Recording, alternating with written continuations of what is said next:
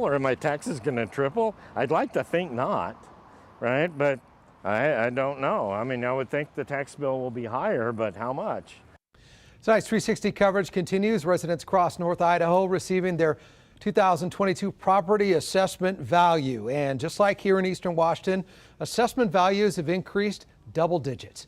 We sent KHQ North Idaho reporter John Webb to the county assessor's office to find out what higher assessment values mean for your annual property tax.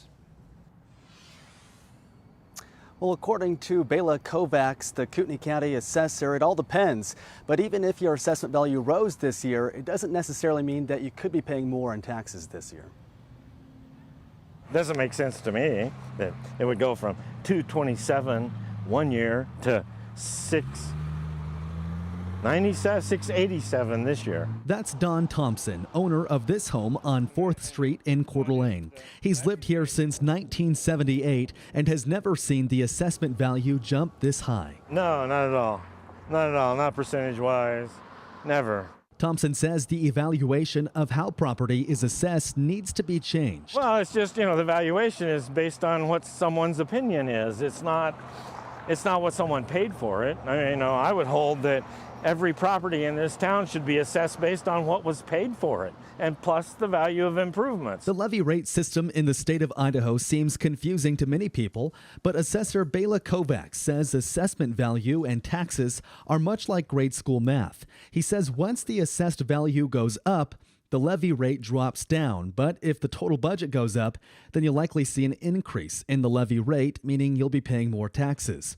Assessor Kovacs wasn't able to answer if the budgets will be going up, but he explained why the assessment is. Also growth. If you increase the tax base, if you increase the number of development properties, then the denominator increases.